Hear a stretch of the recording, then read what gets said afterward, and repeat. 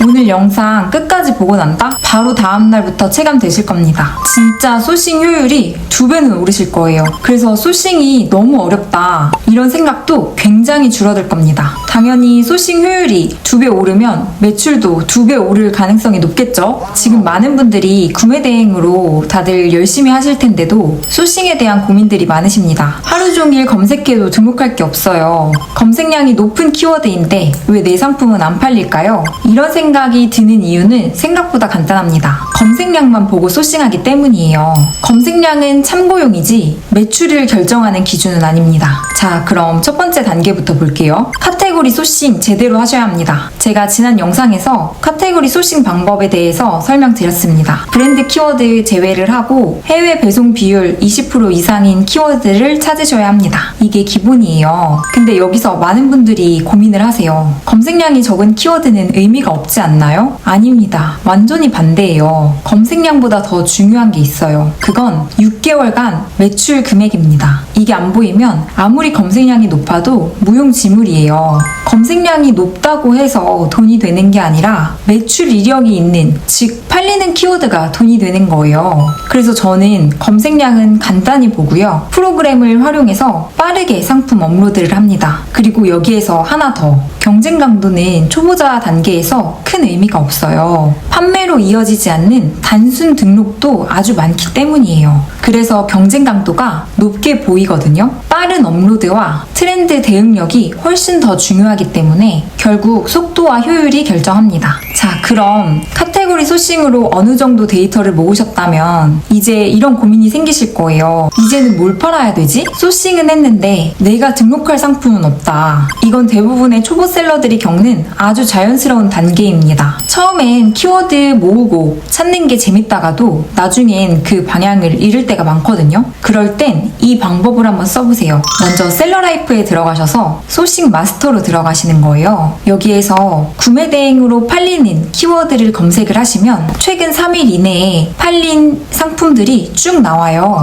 이걸 조금만 반복해서 보시면 아, 이런 상품들이 요즘에 실제로 판매가 되고 있구나, 이런 감이 올 겁니다. 이게 왜 중요하냐면요, 우리가 카테고리 소싱을 할 때는 키워드 위주로 데이터를 모으기 때문에 실제 판매가 되는지 확신이 없을 수 있어요. 하지만 이 판매 데이터는 실시간으로 움직이는 시장의 반응이잖아요. 즉 검색량이 높은 키워드를 찾는 게 아니라 실제로 팔린 상품들을 확인을 하는 거기 때문에 여기에서 소싱에 대한 감을 더 익힐 수 있다는 거죠. 이 과정을 반복하다 보면 내가 소싱할 때 놓친 틈새 키워드나 최근에 반응이 생기는 떠오르는 키워드들이 보이기 시작합니다. 이런 식으로 검증된 키워드 중심으로 계속 소싱을 하다 보면 시간 낭비 없이 효율적인 루틴이 생기고 상품 선정에 대한 막연한 고민도 사라지게 돼요. 한 가지 주의하실 점은 소싱 마스터에서는 중국 구매 대행뿐만 아니라 해외 구매 대행 상품 전체가 나오기 때문에 타국 구매 대행도 함께 포함되어 있다는 점을 알고 계시면 됩니다. 여기까지 카테고리 소싱으로 데이터를 모으고 최근 3일간 팔린 상품으로 방향을 잡았다면 이제 진짜 중요한 걸 한번 생각해 봐야 돼요. 이 질문의 답을 이해하면 소싱의 방향이 완전히 달라집니다. 생각해 보세요. 요즘은 하루 만에 배송되는 국내 제품들이 얼마나 많아요. 그런데도 고객이 굳이 기다려서 구매 대행 상품을 사는 이유는 단 한 가지예요. 국내에는 없거나 국내에서 구하기 어려운 제품이거나, 즉 우리가 팔아야 할 건